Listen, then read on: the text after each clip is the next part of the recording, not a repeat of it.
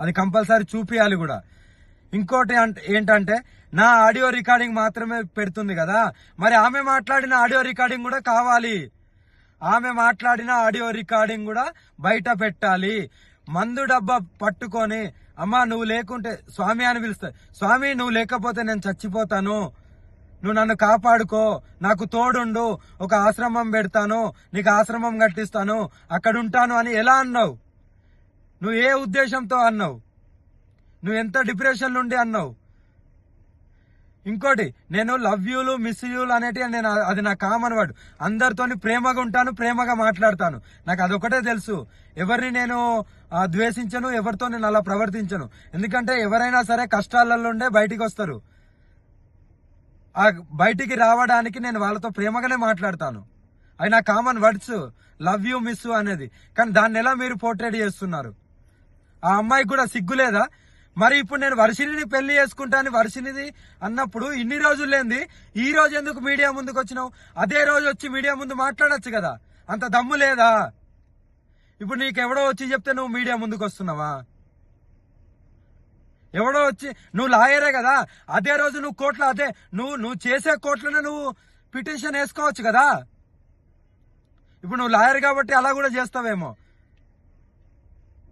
నువ్వు ఆ రోజు ఎందుకు మీ లాయర్ల సమక్షంలో అందరికి ఎందుకు చెప్పలేదు? మాకు ఇలా పెళ్ళైంది, మేము ఇలా అని మీ ఊరోళ్ళకు మీ అమ్మ నాన్నకి ఎందుకు చెప్పలేదు? మరి అంటే దేనికైనా తెగిస్తారా? నీ మొగుడు పోయిన డిప్రెషన్లో, నీ మొగుడు వెళ్ళిపోయిన డిప్రెషన్లోకి వెళ్ళి బయటికి రావలేదా అని ఫోన్ చేసిన దానివి ఇప్పుడు నా మీద నిందలేసి అంత పెద్దదానివి అయిపోయినావా? నీ ఆడియోలు కూడా బయటికి రావాలి. పెళ్లి చేసుకోమని అడిగింది నువ్వు, పెళ్లి చేసుకుంటానని అడిగింది నువ్వు, పెళ్లి చేసుకోకుండా మందు దాగి చనిపోతా అన్నది నువ్వు. నీ ఆడియోలు బయటికి తీ.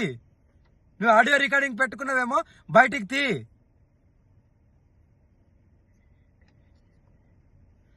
నేను పెళ్లి చేసుకునే దాన్ని అయితే అందరికి చెప్పుకుంటారు కదా, నువ్వు నాతో వస్తావు కదా. మరి నీ దగ్గరికి ఎప్పుడైనా వచ్చానా? నిన్ను కలిశానా? ఆ లాస్ట్ లో ఎప్పుడైతే ఆశ్రమం గురించి నువ్వు అన్నావో అప్పుడు నీకు డబ్బులు ఇవ్వడానికి వచ్చినప్పుడు, సరే భూమి కొంట అన్నావు కదా, సరే కొను, ఎక్కడొక్కదాలు ఉండొచ్చు అనే ఉద్దేశంతో నీ దగ్గరికి వచ్చినప్పుడు నేను కొన్ని డబ్బులు ఇచ్చా కదా, ఆ డబ్బులు కూడా మళ్ళీ నువ్వు నాకు అకౌంట్లో వేసినావు కదా.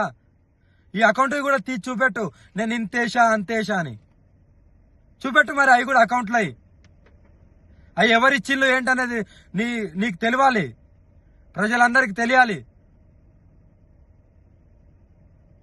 నువ్వు ఎవరెవరితో గడుపుతున్నావు, ఎవరెవరి దగ్గరికి వెళ్తున్నావు,